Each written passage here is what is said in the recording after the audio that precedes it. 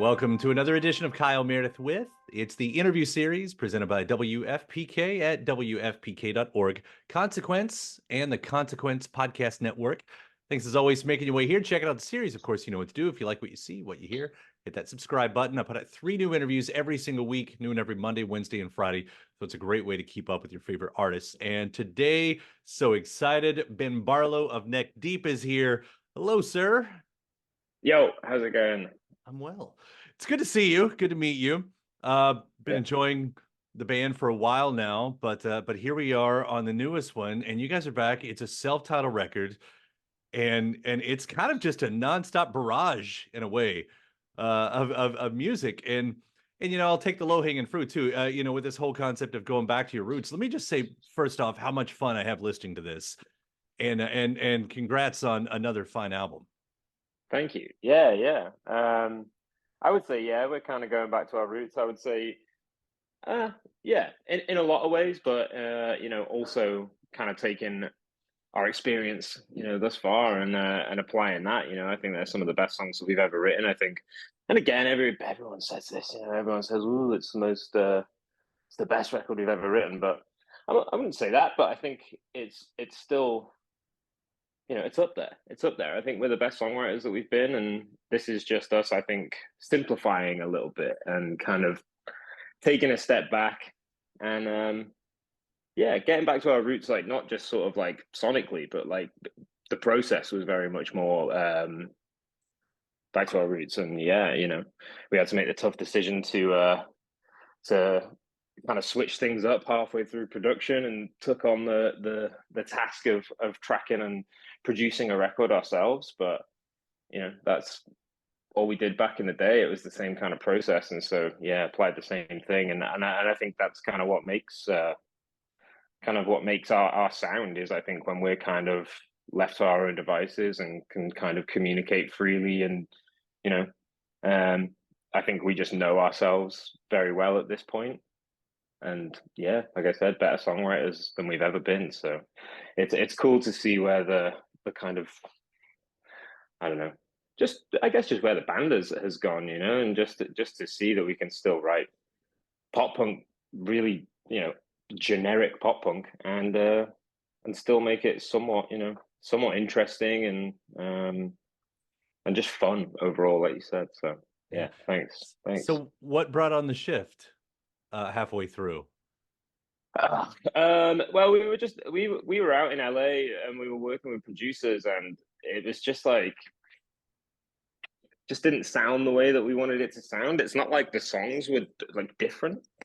It was just things weren't sounding the way we wanted to. Some parts maybe we would change, and just the vibe was kind of off. I think just generally, whether that was between ourselves or our surroundings, you know it was a combination of things, and yeah, tough decisions kind of turn around to the band. I think everyone was kind of thinking it, and we were kind of doing trusting the process or whatever, but got to a point where it was just like we kind of need to take control of this and get things done the way that we want them done, and not have to fight that. So yeah, we have a studio back home.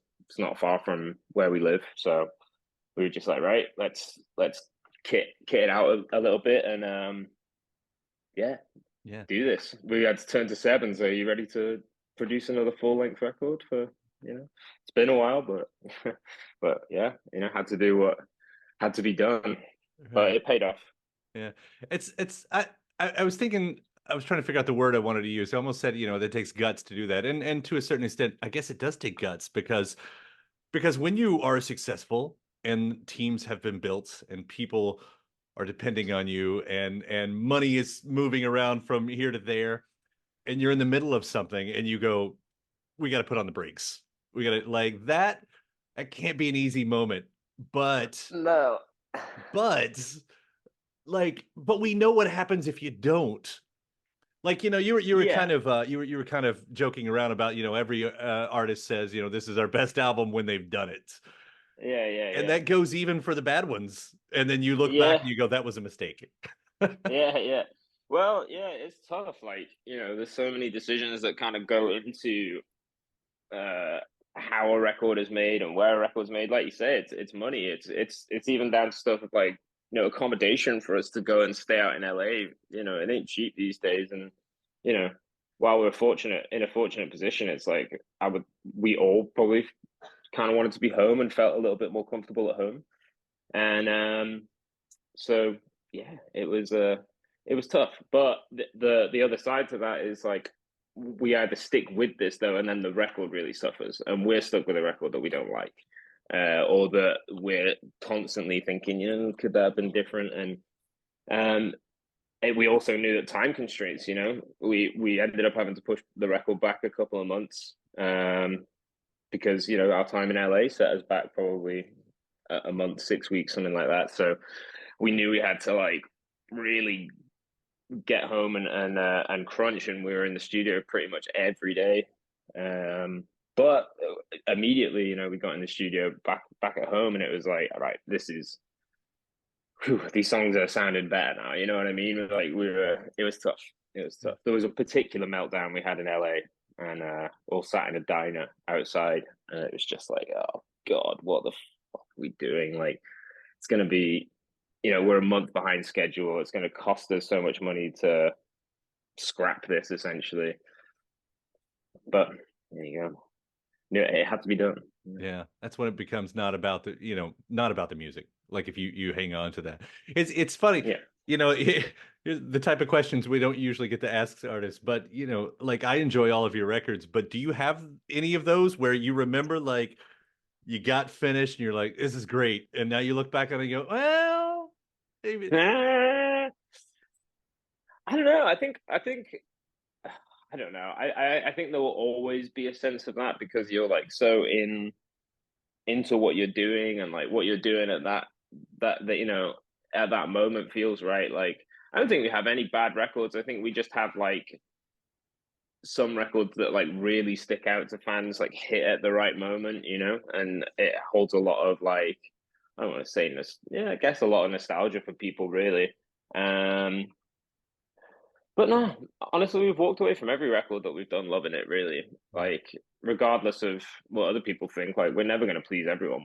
We're a fucking pop punk band for a start. Like, not everyone is just going to like pop punk off the bat. Like, maybe well written pop punk people might like. You know, we hope to be the band that maybe people do go, oh yeah, well, pop punk, Neck Deep do it well. You know, so we're not, you know, we're not trying to get everyone to like us. You know what I mean? So it's like, hey, if you don't like it, whatever. But um, I don't know. Last record maybe a little bit ADAI though. Like, we were in such a fucking bubble writing that record that like we absolutely loved it, and we were trying to do a lot of different stuff too, and like we were kind of trying to push our boundaries a little bit, because at that time we didn't want to write another pop punk record. You know, we were kind of like, we do have to do something. You know, and it's part of a lot of bands' trajectories when they kind of they pivot for a minute just to test the waters, and then generally take a step back. And I see the point in that, like, or at least the sort of like creative logic behind it. Like, you want to go as far as you can and test what people like and what they don't like. And yeah, I think maybe post COVID too, we had like a kind of like, let's just fucking simplify what we do. Like, let's not kill ourselves trying to evolve into something else. Let's just like keep what we're doing going, you know.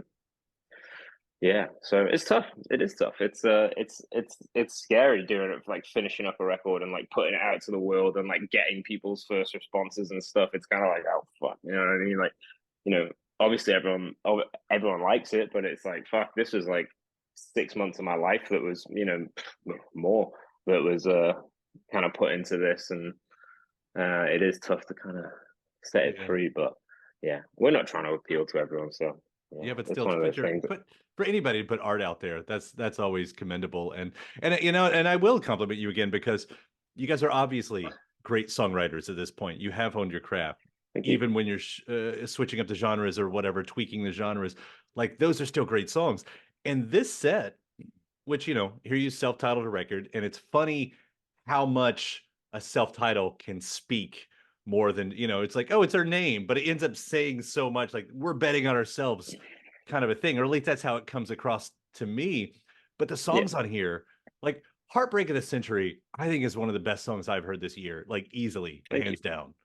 you know, Thank you. like, Yeah, that's a good. Yeah, that's a banger. You know, we had that one in the locker for a while, and you know, yeah, thank you. I think, but you know, in terms of like general sound as well, I think like yeah, we know what we do well. Like we haven't really tried to write like an out and out pop punk record until this record.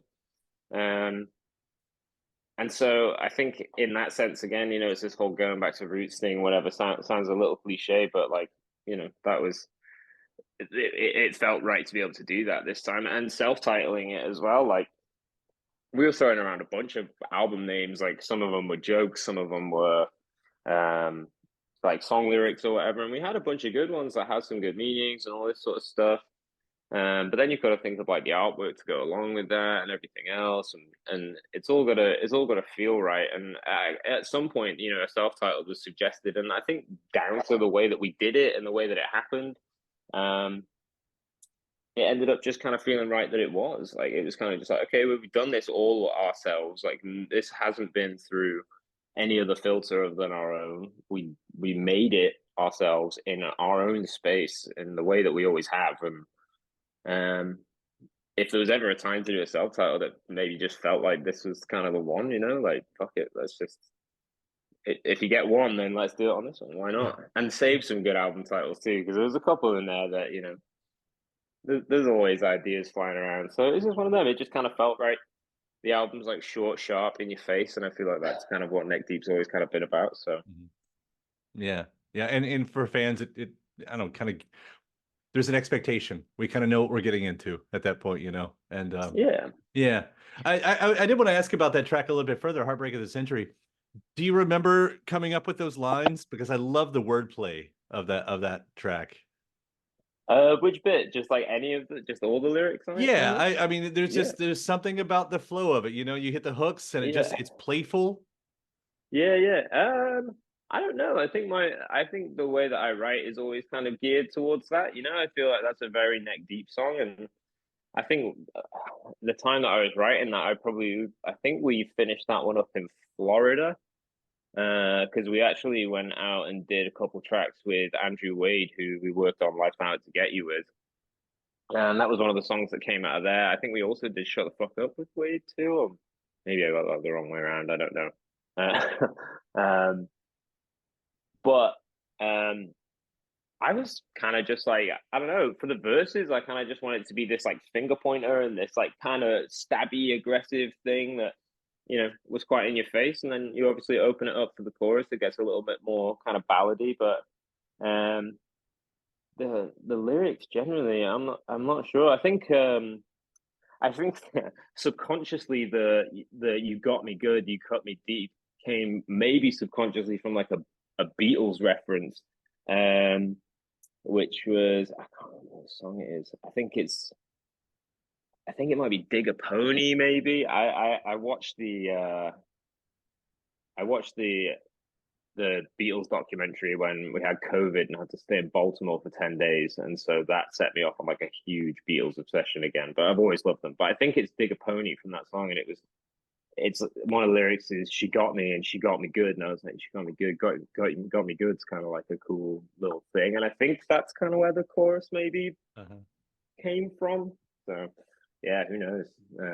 To me, that's just like a playful breakup song that I think is kind of just hopefully applicable to people. That's what I try and do. You know, it's just like try and sum up the feeling, try and get into what a song like feels Mhm.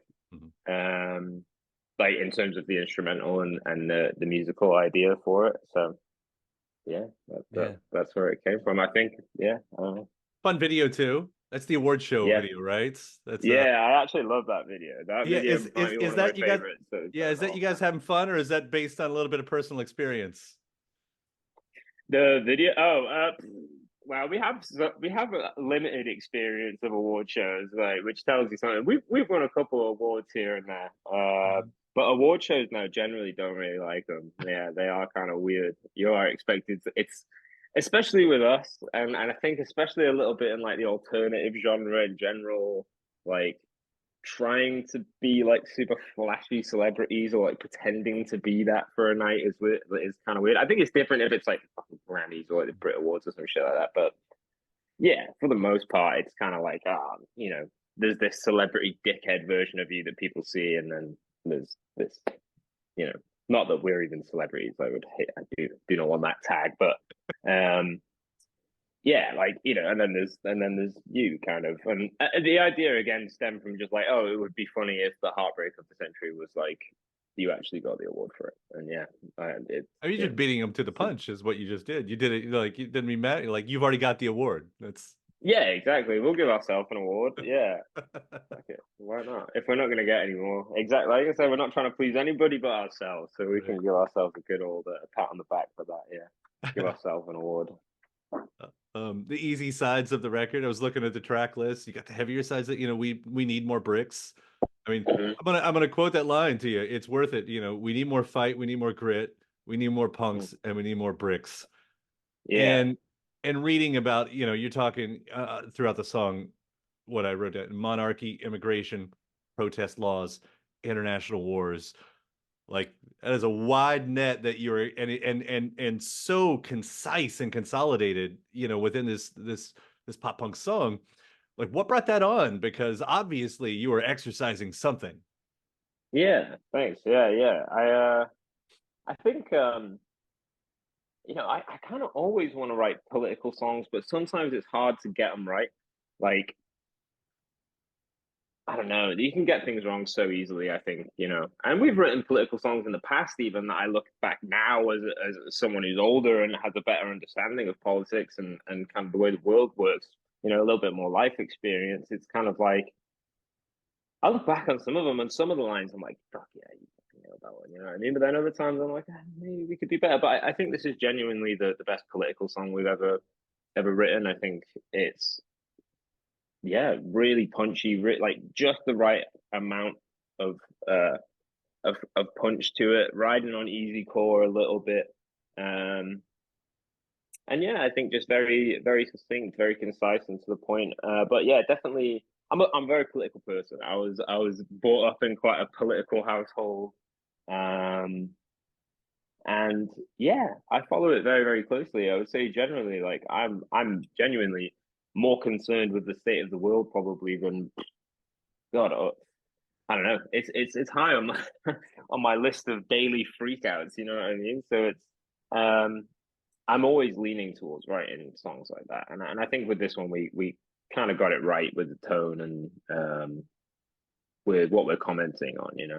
And you know putting it out there and it's always kind of over the top. We kind of especially the songs like "Shut the Fuck Up" is another one that kind of rides that line a little bit.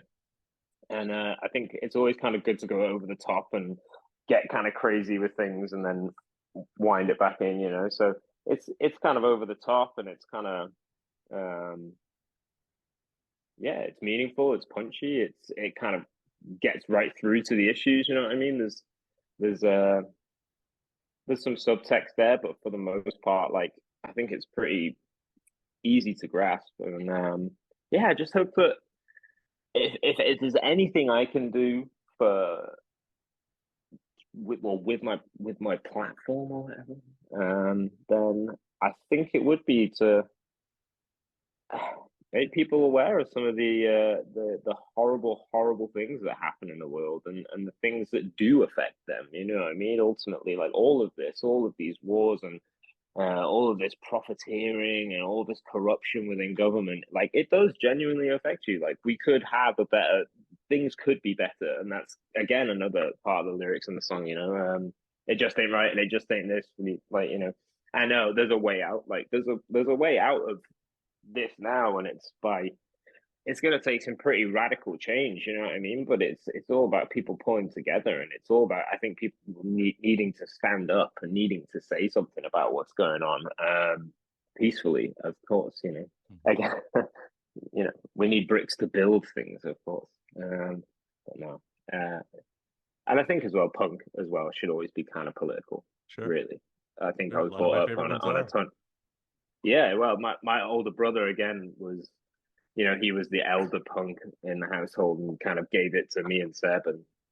And his favorite bands were like Bad Religion, Dead Kennedys, Rage.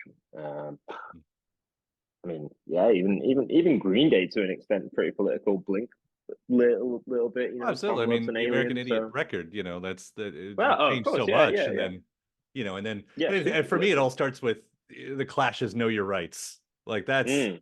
that's the top bar. You know, that's step one, I guess, is you know when we could do a That song. was the first out of the gate. Yeah, I mean, you know, even to an extent as well. Like, we need more punks, we need more bricks. It's like kind of an anarchistic thing. It's, you know, it's calling on bands like the Sex Pistols, and it is not being afraid to say like, hey, fuck it. And that's what I mean as well by like it's over the top. Like, hey, obviously I don't want people to start throwing fucking bricks, but as an analogy, fuck, we need to do something at the very least, you know.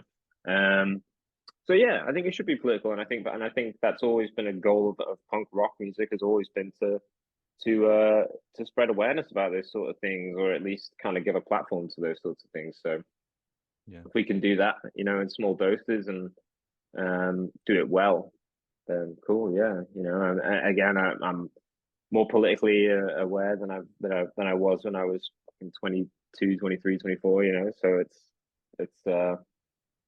it's you know maybe a bit more room to talk about stuff like that, and you know it beats writing songs that don't mean anything either. The response from fans about those lyrics, I think a lot of people were stoked on the lyrics, particularly, which I was stoked about. So Yeah. um yeah, Yeah, it's a yeah, that was a well-written good song. It one. really is.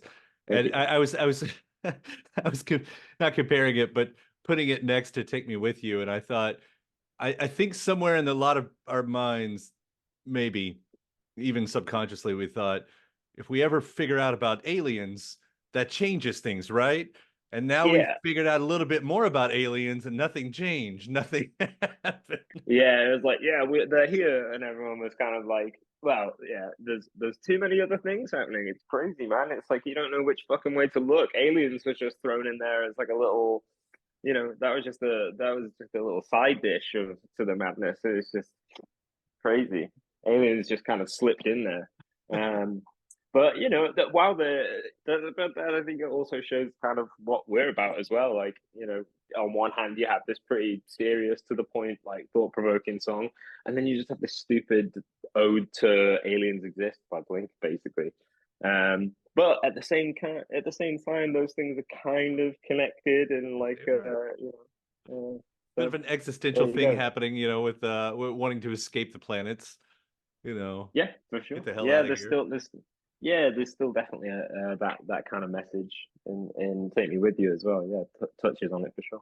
Yeah. By the way, and you know, speaking of music videos, some top-notch masks that you guys have for the Oh yeah, aliens. yeah, of course. You know that really happened. That was all actual footage you know that really happened. I was really abducted and went partying. Now it was a the video was a tough one actually. That video in particular because it was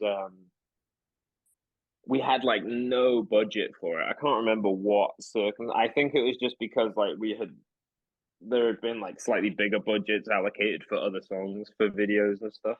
So this was one where it's just like, okay, we want to put this out, be good timing. It's a good song, like, you know, be a good one live. And the video we had like no money for it, and we got Ollie and Murray, who Ollie is the singer from Static Dress, who are um, like a UK like post-hardcore kind of under oathy kind of band.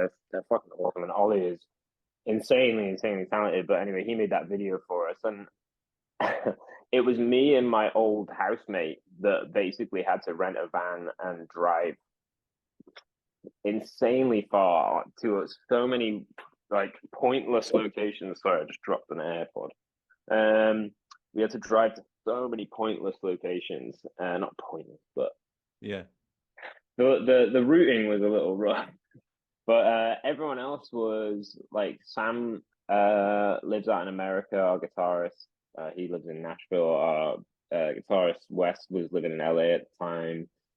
Uh, our drummer's girlfriend lives in France. Seb is just generally kind of a hermit. He's like, you know, pondering his orb at home. So it was just like, right, okay, it's got to be me then. I kind of got to do this whole thing in it for the long run. So yeah, Yeah. we knocked it out over like 2 or 3 days, and had to keep the budget really tight, but kind of just lean into the cheapness of it, you know. Well, I think that's what made me like it as much. I mean, you think like, the B movie Alien stuff that you might see on Mystery Science Theater 3000 or something, like that's if that had been too top notch, I don't know that it would have been too as effective. I loved it. I really did. I loved the campiness of it, I guess. That's what I'm saying. Yeah, exactly. Yeah, it's Yeah, just fun. It wasn't meant to be a super serious one. It's sure. not a serious song, so Ben, congratulations on this. And of course, thanks for taking the time to talk to me about it today. no worries, man. Thank you very much for your time. Appreciate you. And thanks to my guest. Also, thanks to you for checking out the episode in the series. Before you get out of here, hit that subscribe button. Again, you get 3 brand new interviews every single week. New one every Monday, Wednesday, and Friday at right here on YouTube, or of course anywhere in podcast land, including iTunes, Apple Podcasts, Spotify, Podchaser, NPR, or WFPK.org as well. A great way to keep up with your favorite artists and discover new ones as well. Then after that, actually head over to WFPK.org. That's where I do a show Monday through Friday, 6 p.m. Eastern. It's an hour full of song premieres, music news, anniversary spins, bonus interviews, Monday through Friday, 6 p.m. Eastern at WFPK.org. Consequence has your music and film news. You can also find me on the social media spots, Facebook, Instagram, mostly on Twitter. All 3 of them, the address is at Kyle Meredith. Do hope you like and follow along. That does it for another edition. I'm Kyle Meredith. I'll see you next time.